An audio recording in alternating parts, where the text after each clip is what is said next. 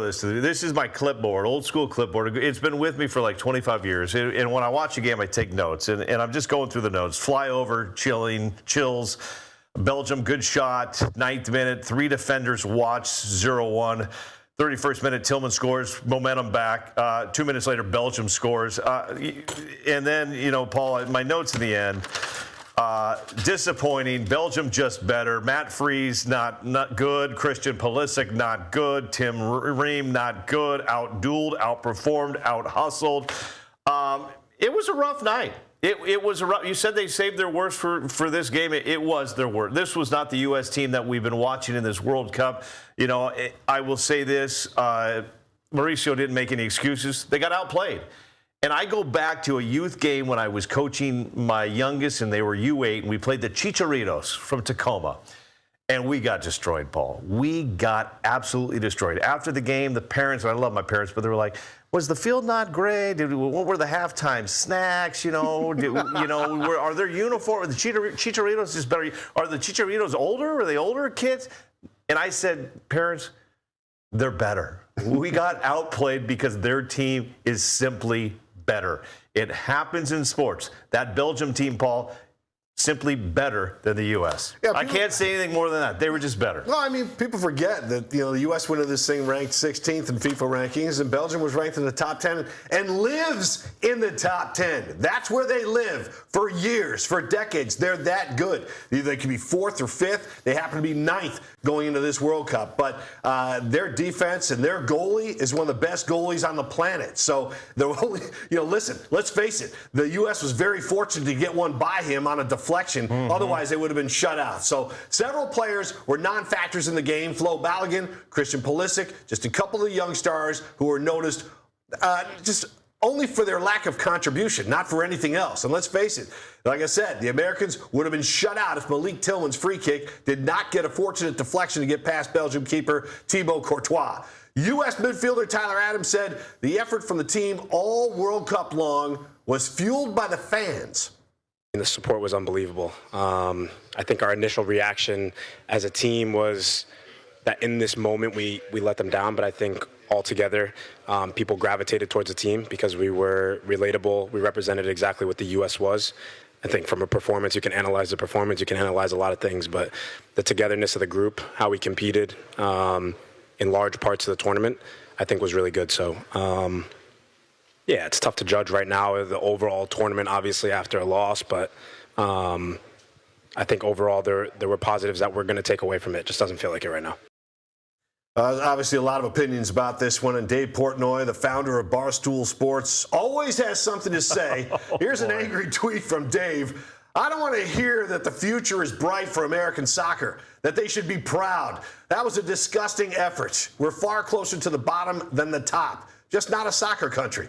Embarrassing effort from the United States. Lights were way too bright for us, for the U.S. soccer team. Stage way too big. If we're going to keep creating international incidents over soccer, it may be time to institute a soccer draft. Wow. Strong words likely echoed by a lot of soccer fans across the country. Well, I think we need to be very clear to everybody. The U.S. is trying to catch up, Paul. They're trying to catch up. But let's be clear, and these are some numbers that I just found this morning. Last year alone, in the United States, over 1 million high school kids played football.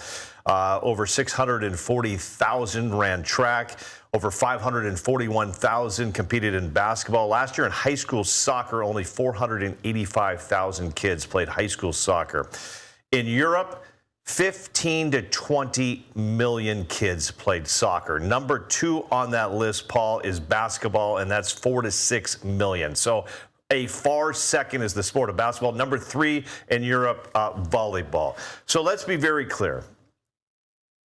The U.S. has great athletes. But a lot of those great athletes are playing football. They're playing basketball. They're playing baseball. They're playing other sport, track and field. We do have some great athletes that are playing soccer. But in Europe, it is a different story. When you grow up as a kid there, soccer is your #1 sport. You go overseas, Paul, it is soccer, it is cricket, it is volleyball, it is tennis, and basketball is getting there.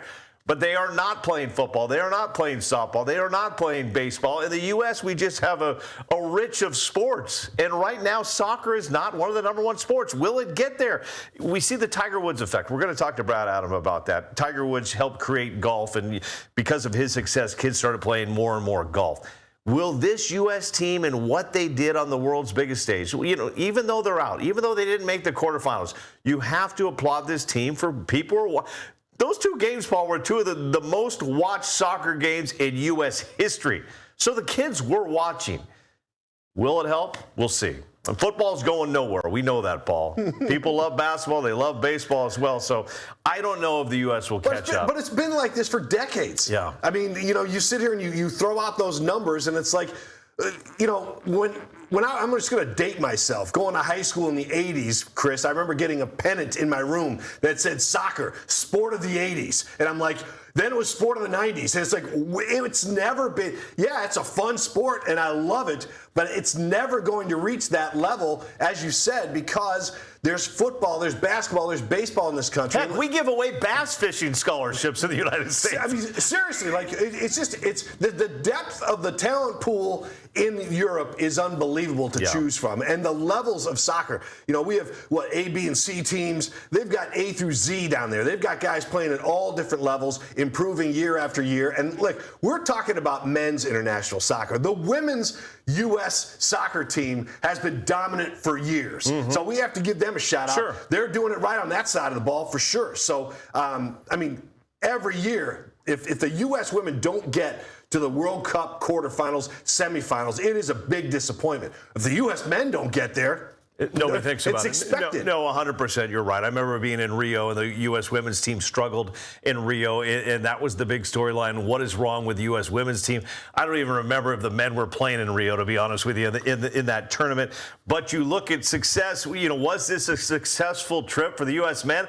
I think it was great with popularity, but I can't sit here on this show, Paul, and say it was a success that they didn't make it into the quarterfinals, because as somebody that has covered the Olympic Games, Paul, U.S. men's basketball team, U.S. women's basketball team, U.S. women's gymnastics team, U.S. women's soccer team, if they don't reach the gold medal matches, it is total failure. So how can we sit here and say this was a success that they made this Sweet 16? Yeah, no, absolutely right. I mean, when we sit here and we watch U.S. women over the last several decades, you expect them to be in the Final Four for sure. Well, U.S. midfielder Tyler Adams said the effort from the team all World Cup long was fueled by the fans, and that was one good thing about him. But Mauricio Pochettino is this head coach for the U.S. team who's coached at Tottenham, Chelsea, Paris Saint-Germain. I mean, this guy is a wanted man, and the U.S. is lucky enough to have him for the time that they've had him. He only took over back in 2024,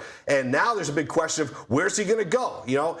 He has the second highest winning percentage of any qualified U.S. coach, and you have to wonder how long he's going to stay on. He's been offered a 4-year contract, but he's been mum on his future. And as far as the future of soccer in this country, he says improvement doesn't happen overnight.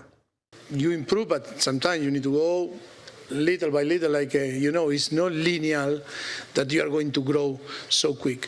For me, I am so proud because in 1 year, I think with all the circumstances, I think this team show that we can play football, we can play soccer, we can compete, that we need to keep improving. A lot of young players with a lot of potential and future. And I think a generation of young kids that are coming behind, I think only it's about, to keep believing in that process. The Belgians decided to troll USA fans on social media after Lukaku's goal, posting, "Overturn this." They also had the Space Needle lighting up the sky with the team's logo of a pitchfork. Well, if That's you're going to pretty throw cool. it out there, Paul, because I can tell you what, the U.S. fans were throwing out a lot of stuff, after Balogun got reinstated. So Belgians, the Red Devils, throwing it at us. How about this, by the way? If you do your geography, I think there's just as many people in Belgium as there are in Ohio. Now you know, Ohio and Belgium, the same.